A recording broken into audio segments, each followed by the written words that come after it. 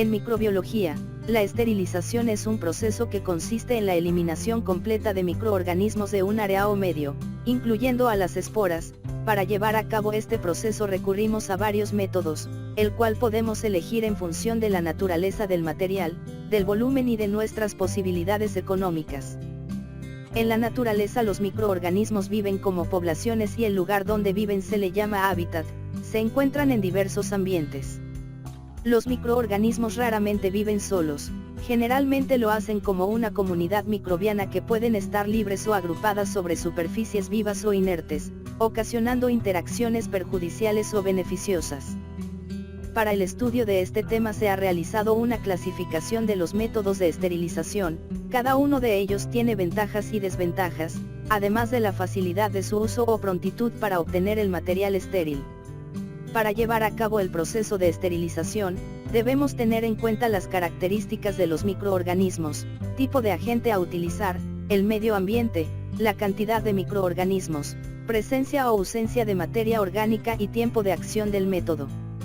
El método elegido de esterilización dependerá de factores como la actividad, eficacia, toxicidad y costo, entre otros. La esterilización es un proceso mediante el cual se elimina todos los microorganismos de una superficie o medio. Este proceso debe ser validado para asegurar la esterilización mediante el uso de bioindicadores.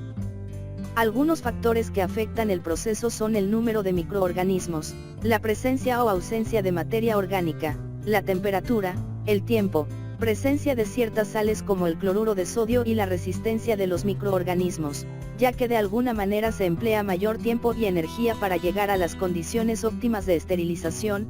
Por ejemplo, las esporas son más resistentes que los protozoarios debido a la naturaleza del organismo. Para llevar a cabo el proceso de esterilización, el material debe estar limpio y seco. Para ello iniciaremos con el lavado del material, el secado y su envoltura según el método elegido para llevar a cabo el proceso. El lavado del material se debe de realizar con un detergente neutro, que tiene la función de eliminar la materia orgánica. Para el lavado se utilizan diferentes utensilios acordes a la forma del material. Después de este lavado debemos de enjuagar con agua destilada, de pH neutro, para eliminar completamente las sales. Dependiendo del uso del material podemos realizar este procedimiento con agua desionizada. El secado se puede realizar en una estufa, solo hay que verificar que ésta tenga en la parte superior una salida del vapor de agua para no dañar el equipo. Con frecuencia este procedimiento se hace colocando el material en posición invertida para favorecer el escurrimiento y el aire del ambiente seque el material. Este proceso no debe ser muy largo ya que el polvo es un vector que lleva microorganismos. La envoltura depende del tipo de esterilización que vamos a realizar. Para el calor húmedo se utiliza el papel craft, para el calor seco se utiliza el papel aluminio, aunque para los tubos de ensayo ya existen tapones de acero inoxidable. El material que sirve para envolver el material debe ser permeable al agente esterilizante, resistente, flexible, libre de residuos tóxicos, que evite la entrada de microorganismos y si es posible económico. Todo microorganismo tiene una temperatura máxima de crecimiento, por encima de la cual muere, perdiendo su estructura y función debido a la desnaturalización, siendo una función exponencial que ocurre más rápidamente cuanto mayor es la temperatura. Sin embargo, si esta temperatura no es suficiente podemos inactivar a la célula sobre todo con procesos térmicos inadecuados y la célula quedará quizás viable pero no cultivable. El método más utilizado es el calor húmedo, donde se tiene un sistema cerrado con vapor de agua, y las condiciones de esterilización son de 121 grados centígrados, 15 libras de presión en un tiempo de 15 minutos.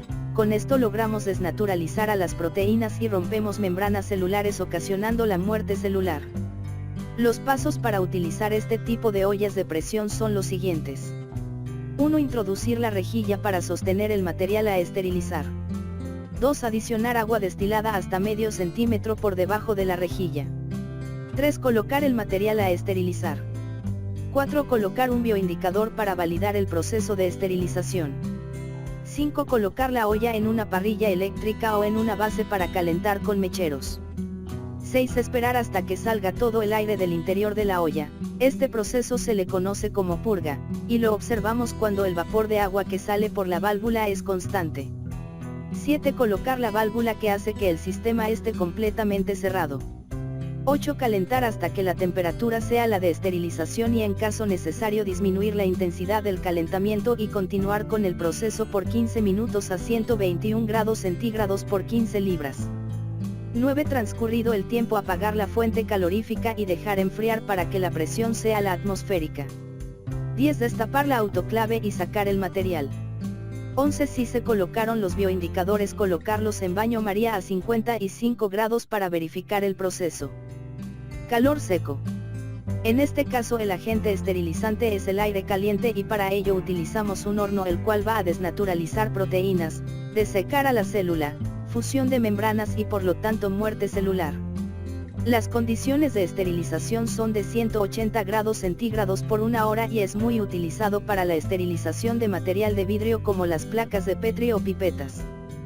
Para el proceso de lavado del material ya utilizado debemos especificar mediante un diagrama la forma de recibirlo, la cual estará clasificada en función de la composición química del material a esterilizar. La recepción del material debe contar con una etiqueta que indique qué tipo de material es: sólido, líquido, inhibidores, colorantes, plástico o vidrio.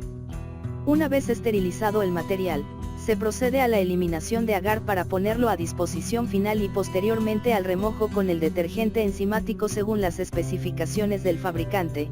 Después de este procedimiento se procede a lavar de manera mecánica y enjuagar con agua de la llave. Finalmente se enjuaga con agua destilada o desionizada y se deja secar.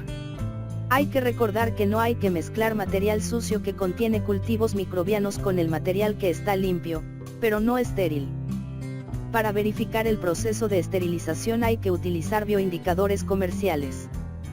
Una forma más fácil de trabajar en microbiología es utilizando el material ya estéril, siempre y cuando contemos con los recursos económicos, de lo contrario tendremos que prepararlos, tal como sucede en la docencia.